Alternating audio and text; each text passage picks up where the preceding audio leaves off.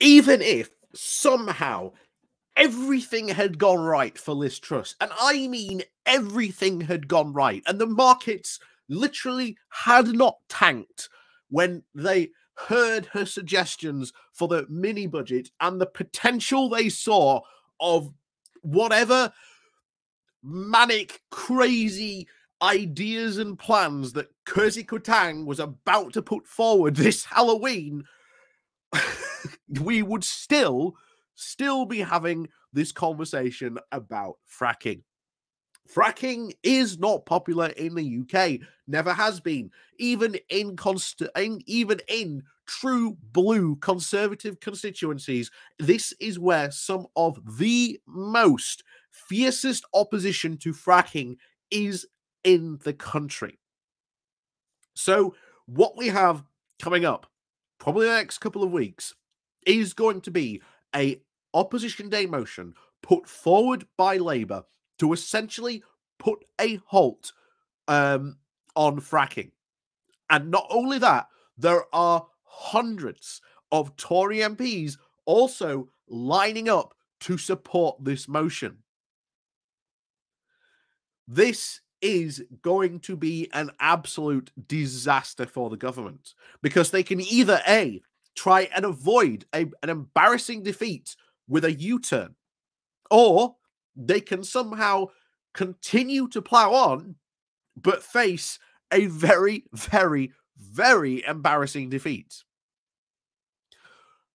At the moment, I think it looks like they are going for a defeat because, well, to be honest, I think Liz Truss really doesn't care and would love, shall we say, the heat to be moved from her maybe onto Jacob Rees-Mogg for causing this embarrassing defeat. Maybe even an excuse to get rid of him, send him to the backbenchers. Who knows? We'll have to wait and see how that all turns out. But it may not even be Liz Truss who eventually ends up sending him back to the backbenchers. So before we do get into this, please do remember to hit that like, share, and subscribe button. And of course, down below, there are links to my Patreon page and our after link called Buy Me Coffee, where you can, well, buy me coffee. And as always, thank you very much to all those people who do help and support the channel that way. And of course, down below, there's the YouTube thank you button. And of course, the YouTube Pony Club as well, which you can join down below as well, where you get bells, whistles, and whatnot when you subscribe to that. So, on with this. So this comes from The Guardian with the title of Tory MPs and Mull backing Labour and the attempt to force a binding fracking vote. Labour will attempt to force a binding vote on fracking on Wednesday as Tory MPs mull backing a bid which would allow the opposition to put down a bill banning shale gas extraction. The motion submitted by Labour for its Opposition Day debate is drafted to make it very difficult for the government to actually ignore or even allow mass abstentions. Liz Truss, who pledged to lift the moratorium on shale gas and extraction during a leadership campaign, is already facing waves of opposition from Conservative backbenchers. Dozens of MPs have written to the Business Secretary, Jacob Rees-Mogg, to express their opposition and even raise concerns about the procedure for public consent. Labour will attempt to exploit the divisions with a debate to guarantee parliamentary time for a bill to ban fracking. The binding motion will make it very difficult for the government to abstain, which it routinely does in order to ignore opposition day motions. The bill will be passed in a single day, drawing on a very similar tactic that Rebels used to pass the act preventing a no-deal Brexit, spearheaded by Labour Conservative MPs including Oliver Letwin, Nicole Boyles, Hilary Benn and Yvette Cooper. Voting for that motion, which allowed the opposition to take control of the order paper, saw Boris Johnson remove the whip from over 21 Conservative MPs who had voted with Labour. A repeat of that risk is very, very likely to be worrying for the anti-fracking Tory MPs. A Labour source did say that every single Conservative MP who stood on a manifesto in 2019 to ban fracking, and they are now faced with a very clear choice. Do they follow Liz Truss into a collapsing leadership into yet another disastrous decision, or do they stand against her in the best interests of the British people? And to be honest, this is an absolutely fantastic move by Labour, because you can see the very position that it puts the Conservatives in.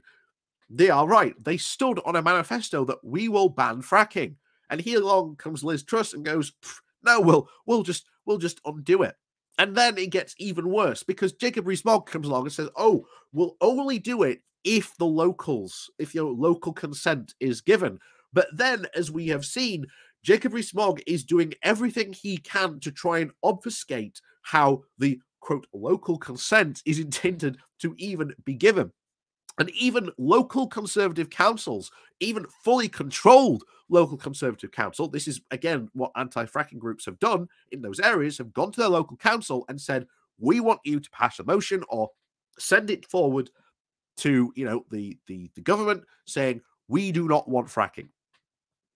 And they have been very, very successful in that move and that attempt. So good on them for doing that.